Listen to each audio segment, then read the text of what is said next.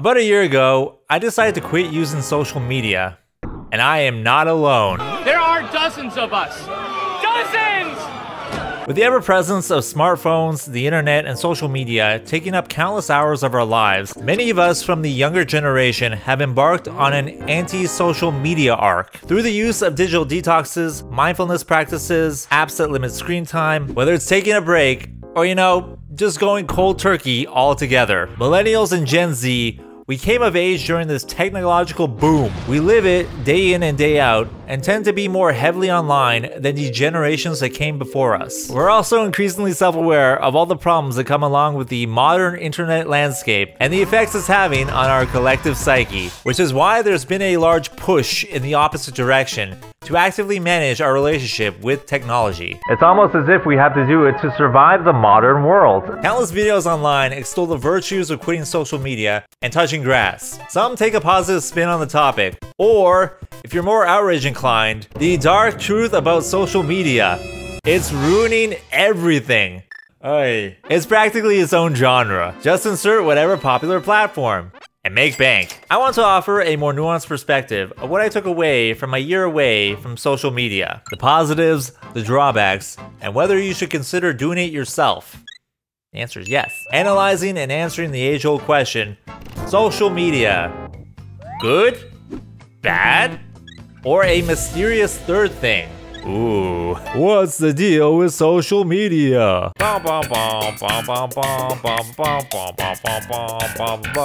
First, big caveat. Generational labels often create stereotypes and oversimplifications, causing friction between groups of people who simply have different birthdays. Wow, I can relate to you because we were born around roughly the same time. I agree, fellow human in my age bracket. This isn't hard science. There's a lot of diversity within groups, and identifying too strongly with these labels is cringe. However, growing up with specific cultural trends does create unique situations for each generation. As a millennial kid of the 90s, I remember when all the websites looked like Space Jam, when Facebook was still cool, and when you go to newgrounds.com to get your skibbity toilet weirdness. Bedger. Go snake, oh, it's a snake. I didn't get my first cell phone until senior year of high school, which looked like this, and I didn't have a personal laptop computer until I hit post-secondary. Back then, there was a distinct balance between offline and online time, where everything wasn't so hyper-connected and on all the time, with this algorithmically driven, attention-grabbing content we see today. Steve Jobs changed the game in 2007 when he strutted out on stage with his turtleneck swag and said, "Howdy, y'all. iPhones, pew pew pew pew pew pew pew pew pew pew pew pew." And we all got these magical glowing rectangles in our pockets that could not only text and call, but also access all the information and entertainment ever. The foundation for an offline-online balance was set in my childhood thanks to my parents and my environment. If I had access to Instagram or TikTok when I was younger, who knows what effect all this scrolling brain rot would have had on my development and self-esteem. All this to say, while millennials and Gen Z are kindred spirits in a way, as the children of the modern internet, who are living our best lives in this digital paradise, and while I can't empathize with Zoomers as a man of empathy, I am not them. Hey fellow Rizzlers, you have got to limit your social media. Shut up, old man.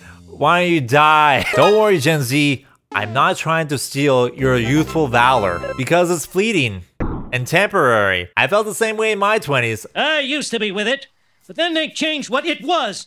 Now what I'm with isn't it, and what's it seems weird and scary to me. And it'll happen to you. Here comes the Skibbity Toilet Gen Alpha, baby. Stop it. Get some help. Social media is bad, and here's why. Okay, so here's a rundown of why social media is bad. Because let's be real, we're all aware of how it affects our mental health, self-esteem, and attention spans. I won't dwell too long on the negative. Easy to see why. Vapid crappy content, AI-generated slop, millions of ads, rage bait, fake videos, the proliferation of misinformation, and various influencers peddling nonsense. Our pizza uses real cheese. Bruh. All being algorithmically driven by increasingly enshittified platforms that don't care about the user experience through this constant, overwhelming pummeling of your mental faculties. But it works! These apps are designed to be easy to access, easy to use, and easy to keep using. You can watch whatever floats your boat all day, every day, at any moment. Highly stimulating, entertaining content on demand. A couple minutes here, an hour there. Just where does the time go? We've eliminated boredom, but at what cost? The goal, to keep your attention on the platform, because these websites run on an advertiser model, where these companies are selling your data to advertisers who want your eyeballs on their products or services so you can buy their shit. More time on platform, more ads, more money for both. Remember, if you aren't paying for the product, then you are the product. Matt Haig once said, "The world is increasingly designed to depress us. Happiness isn't very good for the economy." This is the main driver of the attention economy, because negativity thrives and draws eyes until you compromise until the sun rises. Hey, Jesus Christ. Large parts of these platforms become cesspools of toxicity and superficiality because outrageous or easy to swallow opinions stir up our emotions and garner the most attention. This fosters us v them polarization, echo chambers, and media bubbles with their internal reinforcement. Try disagreeing within your own bubble and see how that turns out. Not good.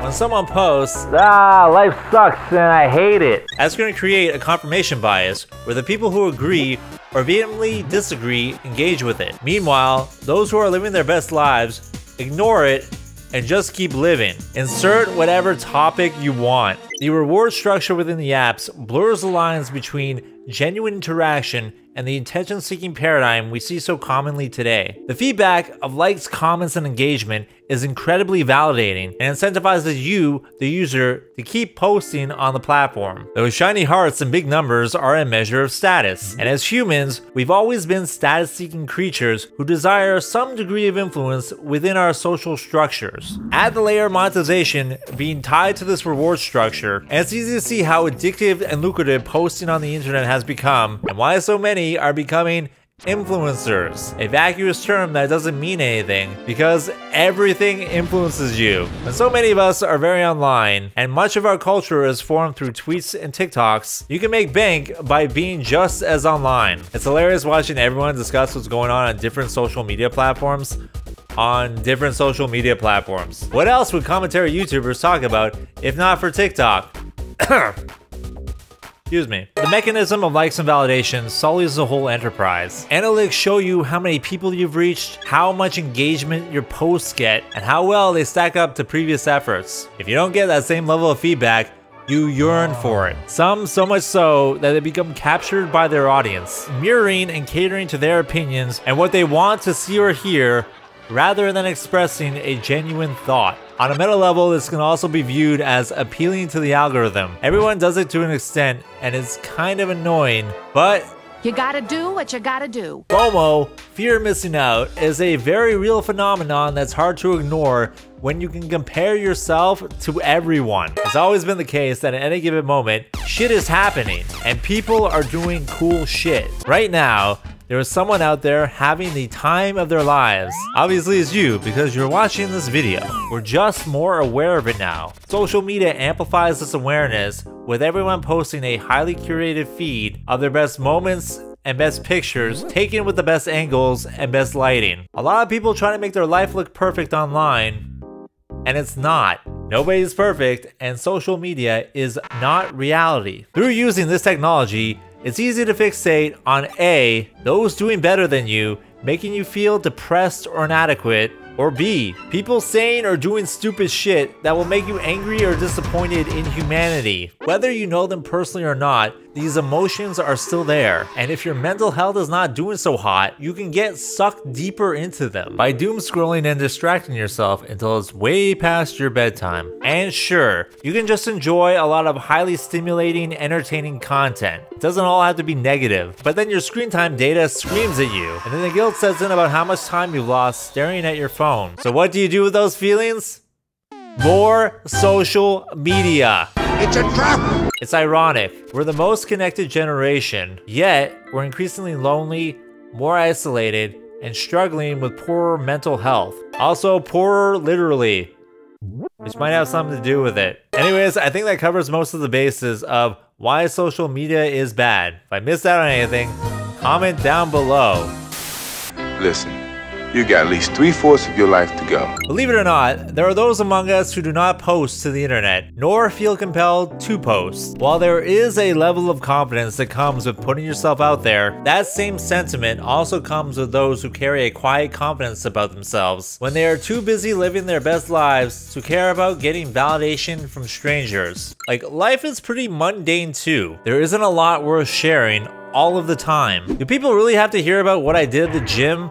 Or how I ate waffles for breakfast? I have a waffle recipe that I make every day. It's yummy yummy in my tummy. I make those waffles every time you're not around me. Put it to the side. I don't need to share all that, and I feel I have nothing to prove. This also goes for opinions about anything. As a society, we need to normalize not having a perspective on every single thing. I don't need to hear everyone's thoughts on every topic, nor would I want to share every thought that I have. I'm full of milk. Ugh. As mentioned earlier, posting is addictive and can tarnish your reputation. Remember, 'tis better to remain silent and be thoughtful than to open your mouth and remove all doubt. What does that mean? You better say something or they'll think you're stupid. Takes one to know one. Swish. J.K. Rowling was on track to leave behind a legacy as a beloved author who brought joy into the hearts of millions of children. But then she couldn't stop posting about trans people. And now I can't look at Harry Potter without feeling a little Wingardium Leviosa sad. There are other celebrity examples that spring to mind that perhaps fall outside of reasonable discourse. Like, I think there should be some leeway if you say stupid things at a younger age, because we all change and grow as humans. However, the overall point is that your digital footprint will follow you forever. Back in the old days, if you fucked up your life, you can move somewhere new where nobody knows you and start fresh. A less extreme example is the transitions between high school to university to after that. It's harder to reinvent yourself nowadays because that paper trail you leave online is available for all to see. Unless you only post to faceless anonymous accounts that can't be tied to you, odds are that you do post some things that are you, which people can point at and say, hey, did you post this shit? Really? While it's possible to redeem yourself from past cringe, the nature of time online is that the past is ever present. Hawk to a girl will always be remembered as Hawk to a girl, overly attached girlfriend for her meme face. The fucking pronouns guy is a D-tier outrage grifter with a ton of videos, but all he'll be remembered for is fucking pronouns and getting offended at English grammar. On this YouTube channel, I'm sharing my name, my face, my voice, my vibes on camera in a public video, saying what I think to you, and hopefully citing where I got some of these ideas from, because I don't want Harry to kill me. This online persona I'm presenting, my online persona, is inextricably tied to me. If you're a longtime viewer of mine, you'd be familiar with my prior versions of posting and consuming social media content. These factors already prime me to eat the whole thing in the first place. Seeing as there have been casual studies done where limiting social media saw decreases in loneliness and depression with increases in subjective well-being, among other things, I thought, might as well give it a go, hey there, governor. And the results have been great. My mental health is way better. My mind is calmer with less chatter. I'm way less anxious and less irritable, and I think more clearly. There's no brain rot, no itch to check the phone. You don't FOMO. You don't see what any of your exes or crushes are up to. Your mornings belong to you. Get the fuck out of bed, bitch, go. You get more mysterious. You get more aura. The most used app in screen time is the clock app. That's maximum aura. When you're occupying brain space with tweets, posts, and all this content, this fragments your total awareness and mental faculties. You're either passively influenced by this content lingering in your mind, or you're constantly on, always thinking about what to post and how to connect your physical presence to the digital realm. Now, I'm more present with what I'm doing day to day. I'm more sensitive to my environment, making observations, and willing to engage with people around me. You can't retreat into your phone as a distraction or to get validation. So the only way to get out of your head is to look around and go, hey, there are people and beautiful things in this real life meet space. Let's mingle with all the good energy.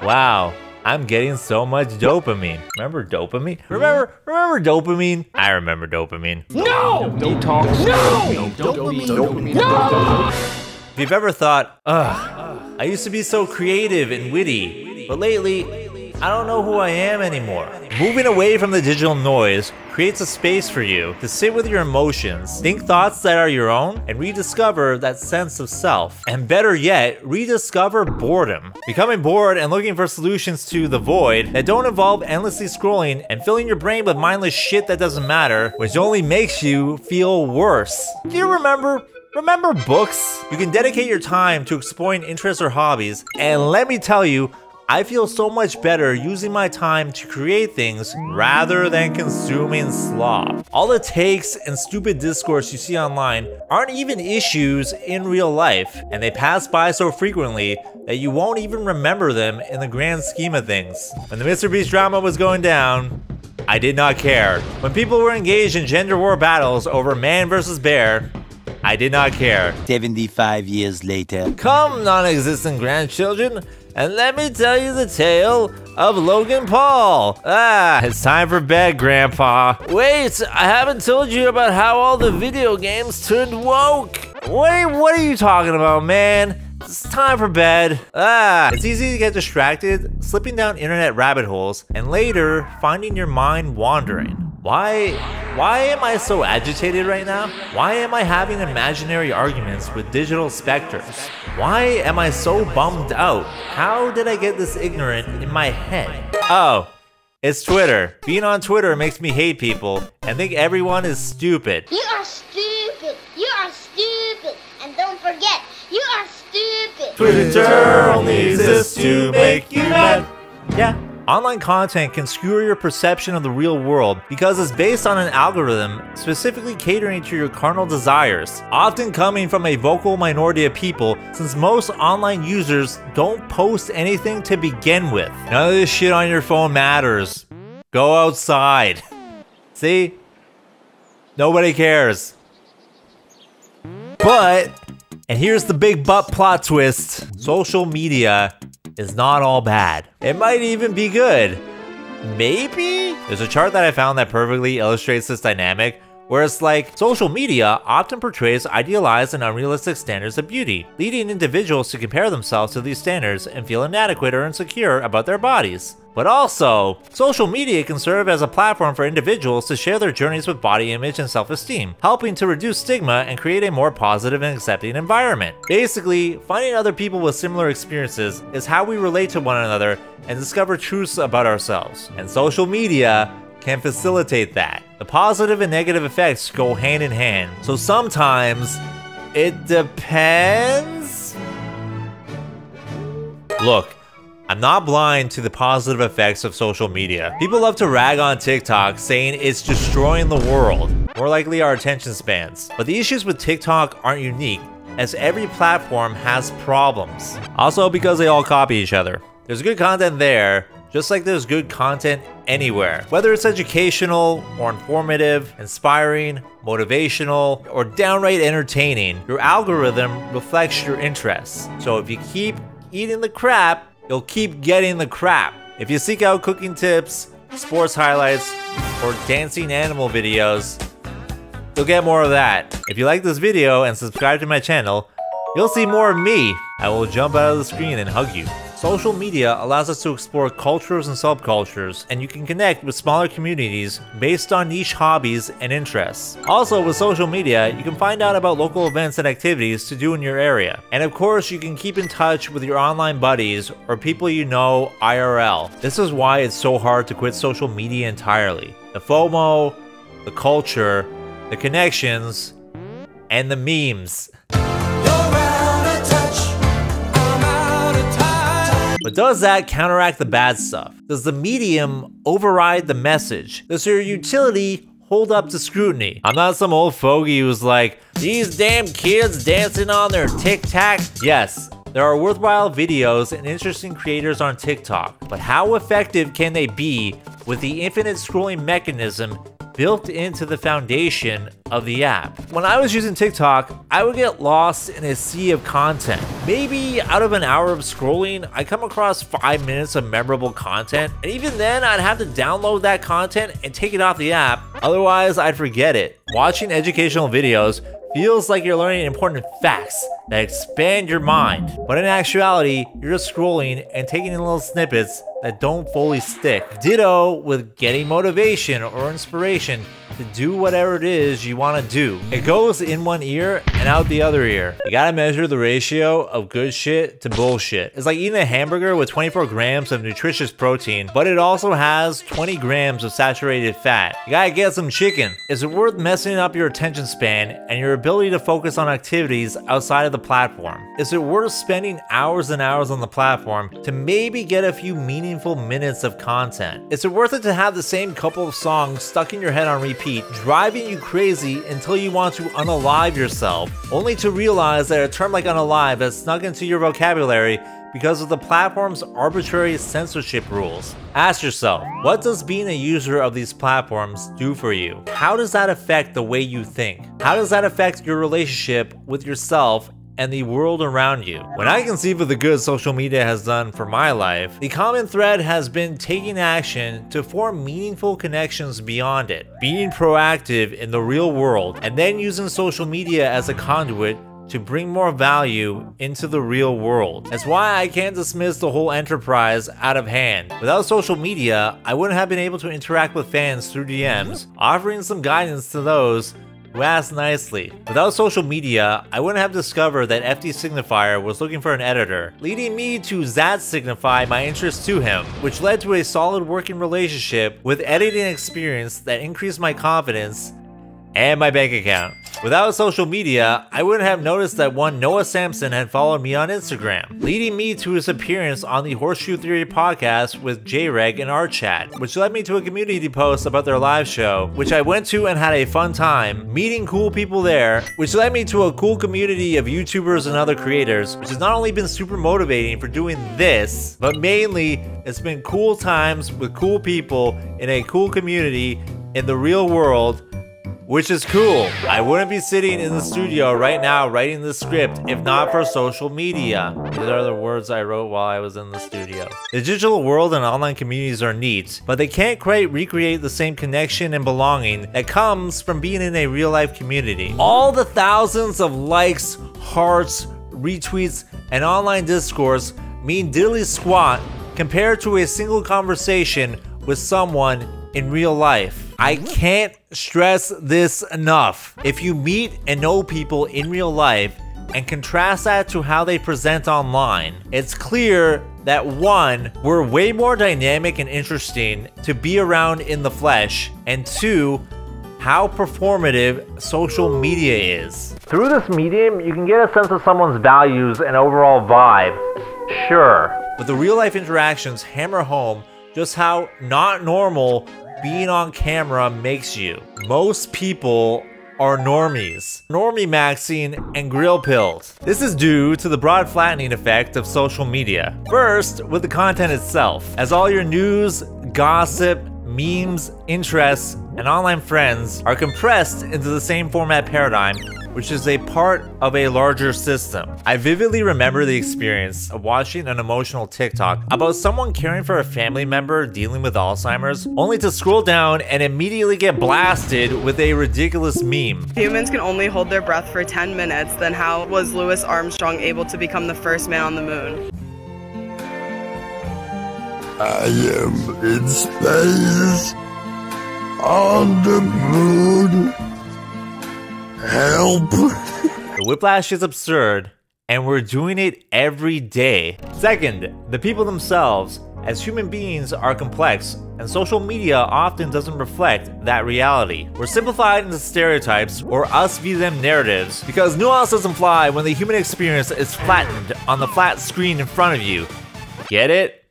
It's a metaphor. And third, the role of the content creator and what value they provide. I'm drawing on a series of essays written by CJ one of which discusses the trappings of parasocial fame and the muddying of personal expression or connections with content consumption or production. Being on social media You can post anything at any time about whatever the fuck. Whether you are promoting your work, or a selfie, or sharing an amusing tale about your trip to Tim Hortons. However, your real job as a content creator is to provide a good or service, i.e., to do something of value for your society. The generation of the good or service is the generation of value. Trying to foster an intimate relationship with an audience and catering to their whims is not that, and it can lead one astray from fulfilling a healthier dynamic between themselves, their audience, and the work they produce. This flattening effect is something I've been conscious of, which is why I've never been about that posting life. I ain't gonna be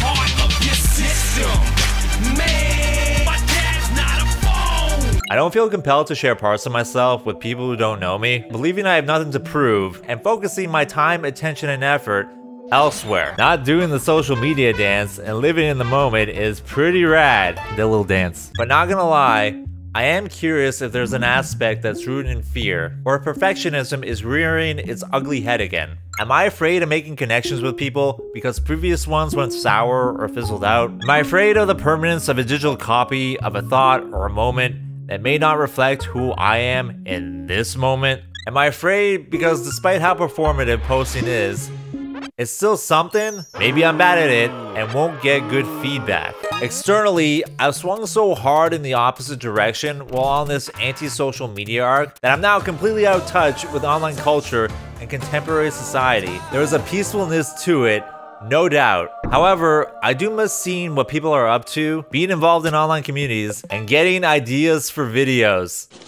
Let's see. It was the best of times. It was the blurst of times. You stupid monkey.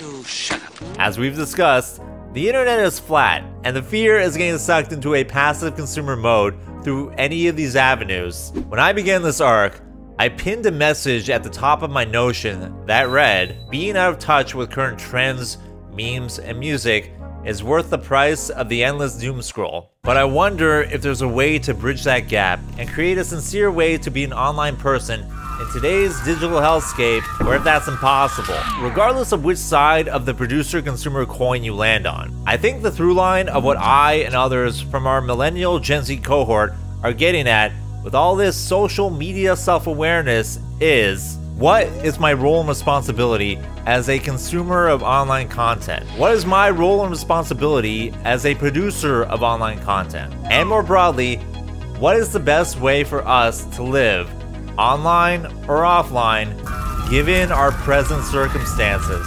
Can you post without losing yourself? After absorbing all the personal development advice in the universe and taking a yearly-long social media sabbatical, I've concluded that the two key principles that set the stage in your techno relationship are mindfulness and taking action. Knowing the kind of person you are, how you react to this technology, how it impacts your mood, and taking steps to address those effects. Ooh, that kind of rhymes. Taking steps to address those effects. You better not flex. Hey.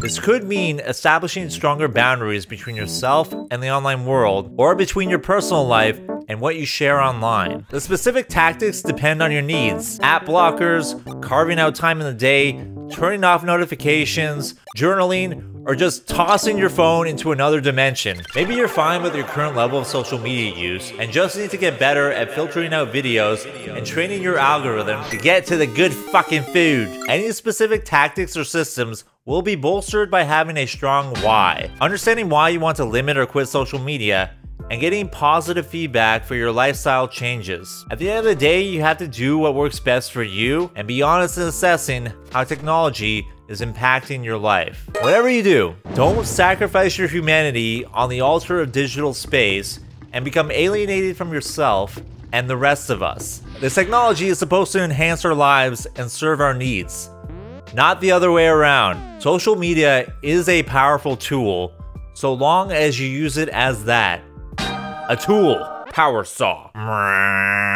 Using it as a launch pad for value in the real world, and then once the tool has served its purpose, yeet the tool. Yeet! It's akin to alcohol. Plenty of people drink responsibly in moderation, get a little buzzed, and have a good time. Other people cannot touch the stuff. Using it excessively is bad for you. What I want to stress with this metaphor is that you can still have a fun night out without drinking. When life is good, most people use social media for light entertainment and keeping in touch with friends. When it gets worse, the time sink doom scrolls go hand in hand. So I will say, if you want to get anti-doomer pilled, you have to get off the internet. Your mental health is more important. I do recommend the occasional social media sabbatical because removing the digital pacifier and unplugging from the matrix, even briefly, helps you learn about yourself and create a healthy balance. Focus on cultivating offline relationships and activities you care about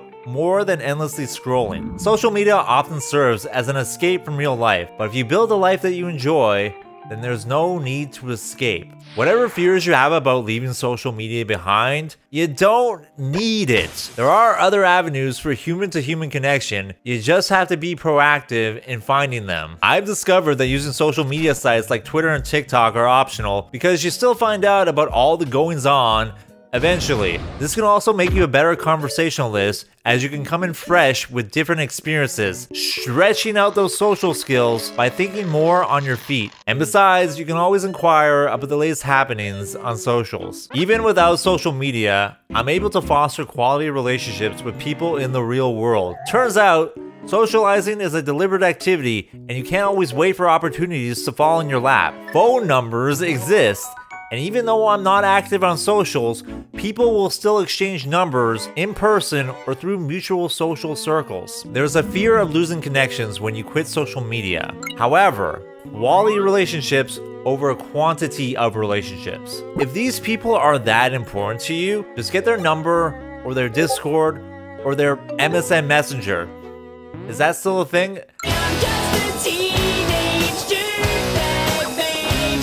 On the producer side of things, for me, YouTube is different because I put effort into what I make. I'm going to try to not overthink the social dynamics of being online, and instead simplify it to, what do I want to do when it comes to posting? I don't want to overshare, but like, sometimes it's fun to post and do shit online. Even if I decide to have more of an online presence in the future, having no social media or internet on my phone has become so normalized that I don't see a need to change things. The less I use, the better I feel.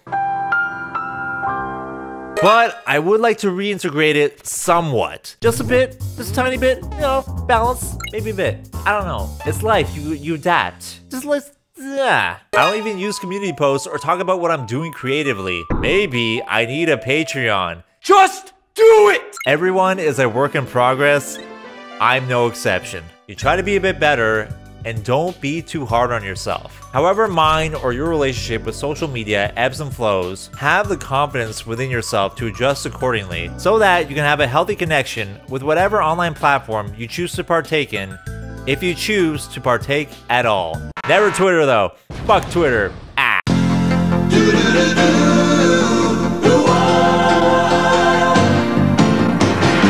It doesn't matter what comes, fresh goes better in life. With Mentos fresh and full of life, nothing gets to you.